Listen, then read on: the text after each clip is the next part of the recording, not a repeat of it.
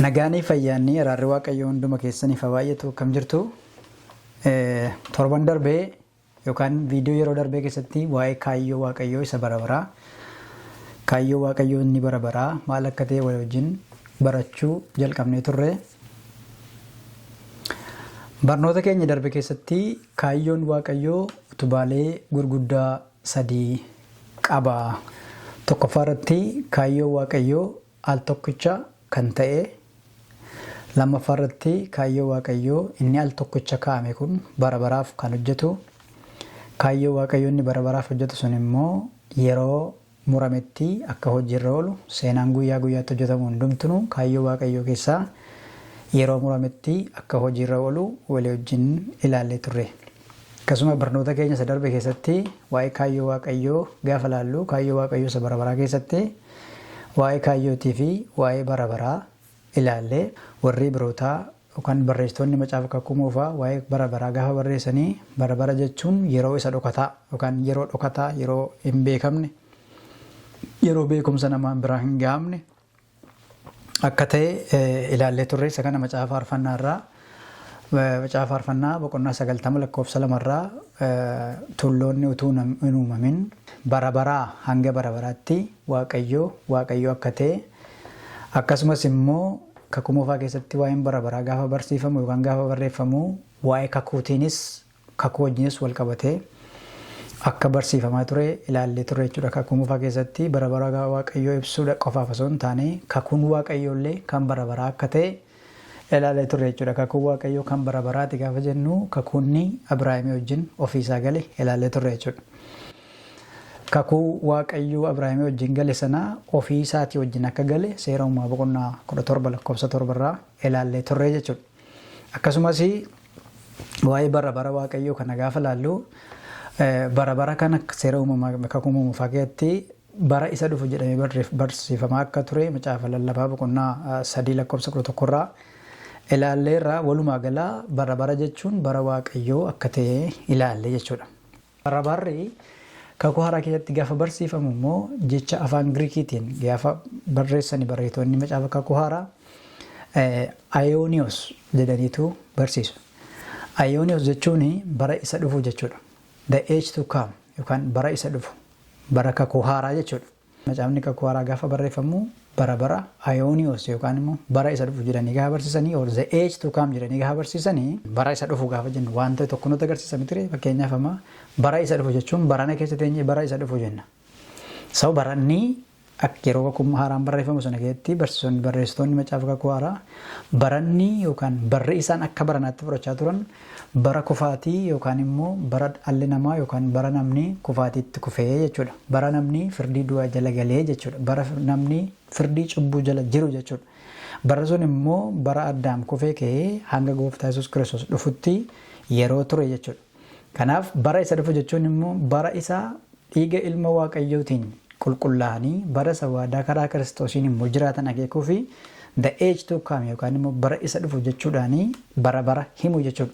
Barri inni dhufu suni bara Kiristoos, bara waaqayyo wajjin, bara lammaffaa dhalachuudhaa kaanii jiran, bara Kiristoosii wajjin jiraatamu, bara amantootaa jechuudha. Bara Kiristoosii wajjin jiraatan jechuudha.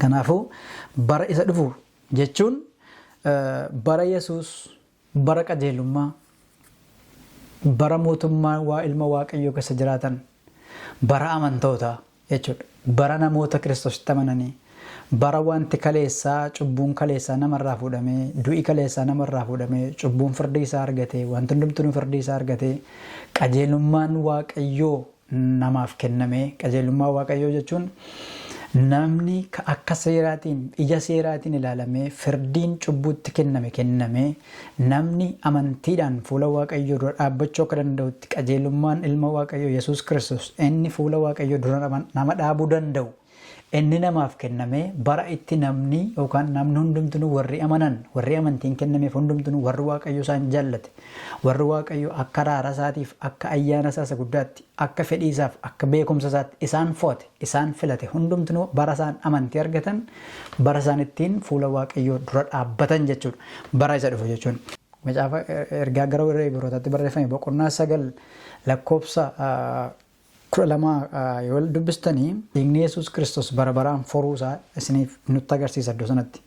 Kanaaf bara inni dhufu bara dhiiga Yesuus Kiristoosiin furamuuti jechuudha. Bara dhiiga ilma Waaqayyoo Yesuus Kiristoosiin itti furaman bara itti bilisa ba'an, bara itti yaaddoo jalaa, cubbuu jalaa, ulfina Waaqayyootiif adda ba'an jechuudha. Ibroota boqonnaa 9 lakkoofsa 12 Kiristoos aarsaadhaaf dhiiga re'ootaa fi dhiiga jabbootaa baatee otoo hin ta'in dhiiga ofiisaa dhangalaasuu isaatiin al tokko bara baraan gara iddoo isa hundumaa irra caalaa qulqulluutti ol galee nuufis furee bara baraa argate. Furii bara baraa kan nuuf ta'e ridiim isa nu godhe, isa nuyi fuula abbaa dura dhaabbate, isa dhiigni isaa qulqulleesse. Aarsaan dhiiga hoolotaa yookaan aarsaan dhiiga korommii yookaan aarsaan dhiiga hoolotaa yeroodhaaf kan furuudha, yeroodhaaf kan nama gargaaruudha, bara baraan hin hojjetu.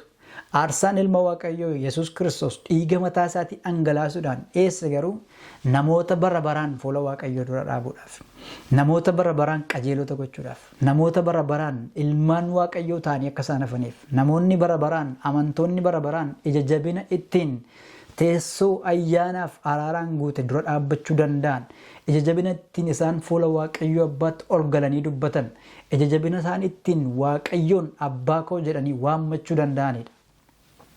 Inni kun immoo kan yeroo muraasaa miti. Inni kun akka dhiiga hoolotaa sana kan barootaa miti. Waggaa tokkoof gargaaree waggaa isa taanu kan dhiisu miti.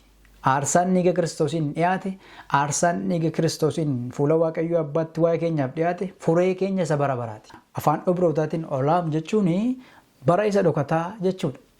Bara gaaddidduu jala jiru jechuudha. Bara hin mul'ifamne jechuudha. Afaan Girikiitiin immoo Ayooniyoos jenna.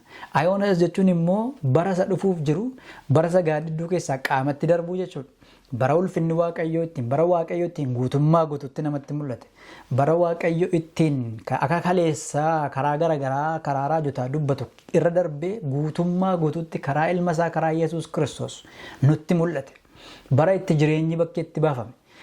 Bara itti aboon du'aa cabe. Lammaffaa Xiimotewos boqonnaa 1 lakkoofsa 9-10 ilaallee irra kana torban darbe. Bara itti badiisa ooluunis bakkeetti baafamee alaabaansaa ol baafamee mirmirfamaa deemu. Bara itti jaalalli Waaqayyoo inni guddaan ol ka'ee agarsiifamu. Bara itti araarri Waaqayyoo fi ayyaanni Waaqayyoo guutummaa guutuutti namatti mul'ate. Inni kun bara isa dhufu yookaan immoo the age to come yookaan bara kakuu haaraa yookaan immoo bara aarsaan Kiristoos bara baraan nama dhaabe jechuudha. Wanti kakuu moofaa keessatti gaaddidduu ture, wanti kakuu moofaa keessatti shaadoo ture, kakuu haaraa keessatti qaama ta'e jechuudha. Bara dhokataan suni dhufee mul'ate jechuudha. Karaa Kiristoos nuyis karaa waldaa kiristaanaa akkuma Phaawulos Efesoon boqonnaa 3 lakkoofsa 9-11 torban darbe akkuma dubbisne akkuma ni dubbate. Waldaan kiristaanaa kun immoo Kiristoos wajjin bakkeetti bara isheen baafamte jechuudha. Akkasumas Ibroota kana boqonnaa 13 lakkoofsa 20 irraa maal jedhaa? Ammas Waaqayyo inni nagaa kennu dhiiga kakuu bara baraa sanaan Gooftaa keenya Yesuusiin teeksee hoolotaa isa guddicha warra du'an keessaa deebisee fideera. Dhiiga kakuu bara baraa sanaan. Kanaafuu bara barri keenya dhiiga Yesuusi. Bara barri keenya Yesuus Kiristoos jechuudha. Kakuu haaraa keessatti bara bara kan biraan argannu, bara kan biraan nu dhufa miti. Bara itti nu dhiigni Yesuus nu qulleesse, bara ittiin bara barri keenya dhiiga Yesuusi. Bara baraan jiraachuun keenya, bara baraan jiraachuun amantootaa sababa ulfaatinaa fi sababa qulqullummaa keenya, sababa jabina keenya, sababa dhaabachuu danda'uu keenya, sababa kadhachuu keenya, sababa Waaqayyoon barbaadachuu keenyaa miti. Sababa dhiiga Yesuusiin bara baraaf jiraanna.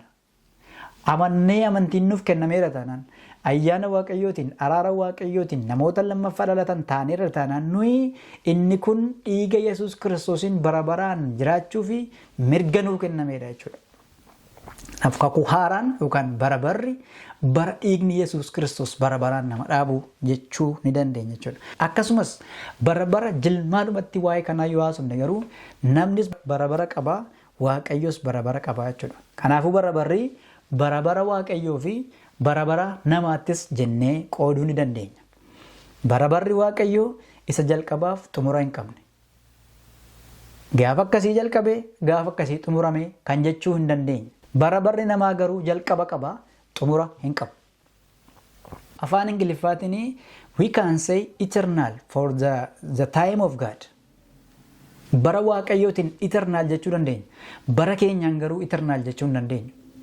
Bara keenyaan everlasting jedhama.